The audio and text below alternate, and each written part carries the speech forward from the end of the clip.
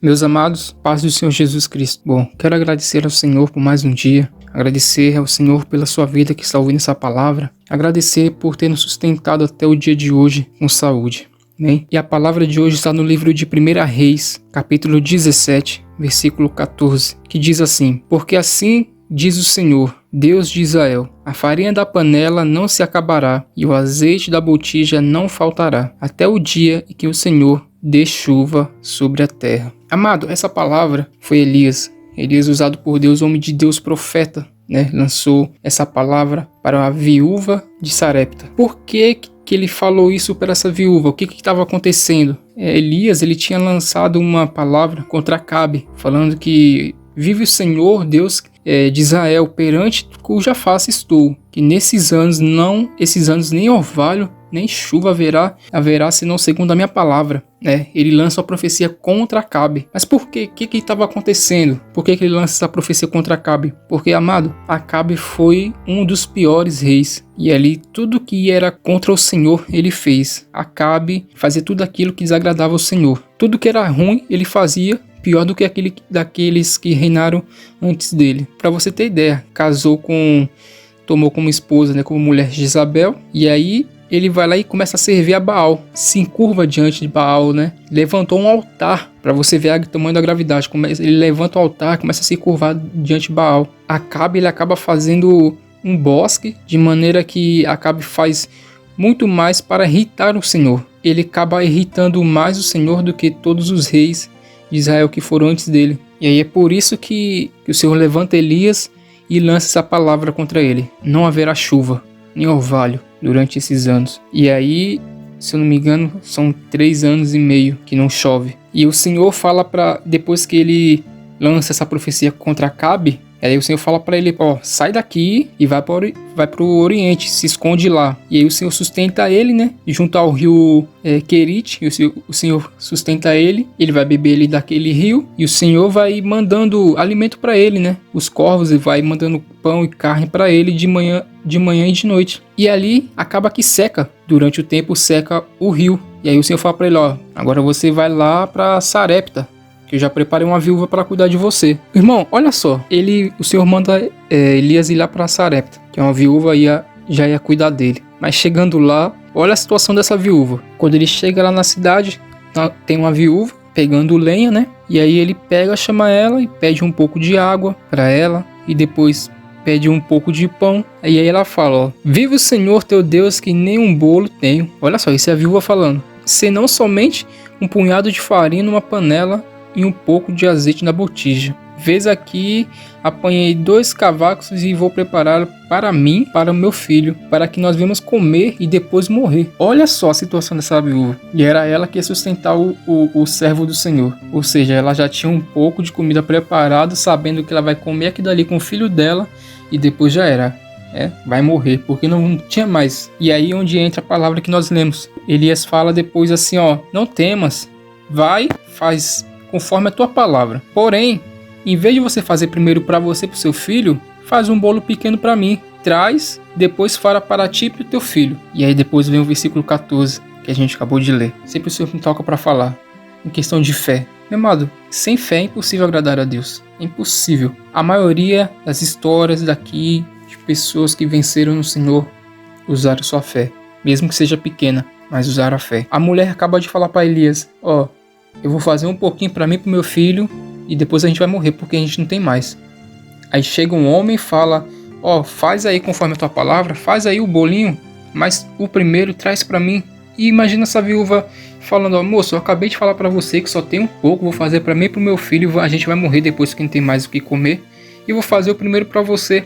Olha só, se ela não acredita na palavra do profeta de Deus, porque o Senhor estava usando a vida dele ali, colocando a fé dela em prática. Faz para mim, e a farinha não vai acabar na panela, e o azeite da botija também não vai acabar. E ela creu, essa palavra entrou no coração dela, e ela acreditou que o pouco que ela tinha, não ia acabar, porque ela acreditou no homem de Deus. E ela foi lá e fez um bolinho para ele, e ele falava assim, Elias falou para ela: não vai acabar a tua farinha, teu azeite não vai acabar. até o dia que o Senhor volte a dar chuva à terra. E ela foi lá e acreditou na palavra, colocou sua fé em prática, fez conforme a palavra de Elias, fez para ele, né? E aí ela depois fez para ela, comeu, e a sua casa muitos dias ficou ali com a farinha e o azeite. Da panela a farinha não se acabou, e da botija o azeite não faltou, conforme a palavra do Senhor, né? Que falou através de Elias. E aí a gente acha, pronto, agora essa mulher ficou bem, né? Essa viúva aí ficou com a vida resolvida, resolveu a situação dessa viúva, né? Porque a mulher só tinha um pouquinho, e agora, depois da palavra do Senhor, através da vida de Elias, mudou a situação dela ali. Agora ela tem azeite, tem farinha, até voltar a chover. E lá na frente, olha só o que acontece. O filho dessa mulher adoece, o único filho, adoece e chega a morrer. Quando a gente acha que as coisas não dá para piorar, né? Quando a gente acha que a gente já está no fundo do poço, quando a gente vê a solução, pronto, agora estou bem. Aí vem outra rasteira. É assim, amado. A gente vence uma batalha, depois a gente tem outra batalha. A gente não pode parar de batalhar, né? A gente tem que ter fé. Luta após luta, a gente tem que matar o leão e o urso todos os dias. Nós temos que vencer todos os dias. Ter força de vontade todos os dias, ter fé em Deus, que tudo vai dar certo todos os dias. A gente tem que pensar, meu amado, que o Senhor está conosco, que Ele está pelejando por nós. E aí, como a gente está falando aqui, quando a gente acha que não tem como piorar, porque aqui a vida dela melhorou em questão de comida, mas é um bem dela, um bem precioso que era o filho dela, vai lá e adoeceu, a doença ficou grave e acabou morrendo. E ela chega para Eli e fala assim, ó: que tenho eu contigo, homem de Deus? Vieste tu a mim para trazeres memória à minha iniquidade e matares meu filho? Olha só o que ela falou para ele. Tudo que ela tinha ali agora era seu filho. E aí o bem dela acaba morrendo. Já mexe ali já não tinha marido, perdeu o filho. A vida sentimental dela acaba ficando pior naquele momento. Em questão de comida, em questão de material, ela viu o milagre. E agora ela vai ver o milagre na vida em questão de sentimento do seu filho, do seu bem sentimental ali. Filho. E Elias fala para ela, ó: dá-me teu filho. Pegou o filho dela, levou para o quarto, colocou o menino sobre a cama e ele clama ao Senhor falando: meu Deus, também até esta viúva com quem eu moro afligiste matando-lhe o seu filho? Isso Elias falando para o Senhor, né? Porque Elias já estava passando por uma situação difícil também. O Senhor estava cuidando dele, ele sabia disso, mas ele veio, teve que fugir para ir lá para o rio de Querite, e aí depois vai ter que sair, que o rio secou, vai para a viúva, e aí ele fala: meu, irmãos, isso aqui é até que normal. É normal, a gente tem dias, tem hora que a gente questiona. A gente não pode parar de acreditar, mas quando a gente questiona, fala: Senhor, mas por que isso está acontecendo? Por que isso? Por que aquilo? Isso é do ser humano. Isso é do ser humano. Quando acontece alguma coisa, a primeira coisa que a gente faz é já acusar o Senhor. Por que isso? Por que aquilo? Mas vamos continuar. E eles falando: até essa viúva com quem eu moro afligiste matando seu filho? Então ele mediu sobre o menino 3 vezes, clamou ao Senhor: ó Senhor Deus, rogo-te que torne a alma deste menino a entrar nele. Disse Elias orando sobre o menino, e o Senhor, misericordioso, bom, maravilhoso, ouve a voz de Elias, e a alma do menino voltou a entrar nele, e o menino voltou a viver. E Elias pega o menino e leva para sua mãe e fala: vê aí teu filho, tá vivo. E a mulher, ela viu, que nem eu falei para vocês, ela viu o milagre ali no material, no alimento. Mas quando a bênção do Senhor chega, é completa. Quando o Senhor chega na vida de alguém, muda por inteiro. Não é só um milagre, não é só algo passageiro ali, ele quer viver com a pessoa. E ela viu o milagre na comida e viu a ressurreição na vida do seu filho. E aí ela reconhece, a viúva falando para Elias: nisto conheço agora que tu és homem de Deus e que a palavra do Senhor está na tua boca. Olha só, que passagem maravilhosa. Elias, homem de Deus, ouve a palavra do Senhor, profetiza contra Acabe, que Acabe fez tudo aquilo que desagradava ao Senhor. E Elias profetiza contra ele. E aí o Senhor esconde Elias, guarda Elias, né? Mas tudo tem um propósito, tudo. Elias ali, não passou fome. Elias não passou por perigo nenhum, porque o Senhor falou com ele. Quando o Senhor fala, o Senhor cumpre. O Senhor guarda, o Senhor livra, dá livramento, o Senhor sustenta, da onde menos espera. Quem diria que Elias ia ser sustentado por uma viúva que na verdade precisou dele primeiro, né? Precisou ouvir a palavra do Senhor, mas o Senhor sustenta. O Senhor não desampara um filho seu. Não é homem para que minta, nem filho de homem para que se arrependa. Então entenda, faça aquilo que o Senhor mandou. Ouça a palavra do Senhor.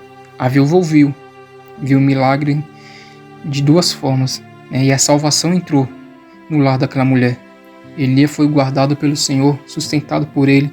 Olha só, até o Senhor mandou corvos, né? Corvos mandar alimento para Elias. Olha só, imagina, corvos. E o bichinho não comia a comida de Elias. Ele levava no bico. Olha só, levava no bico e não comia porque ele sabia que não era para ele, não era dele. Então, fique com essa palavra. O Senhor não esquece de um filho seu. Independente da situação, ele vê. Mas basta você ter fé e clamar a ele.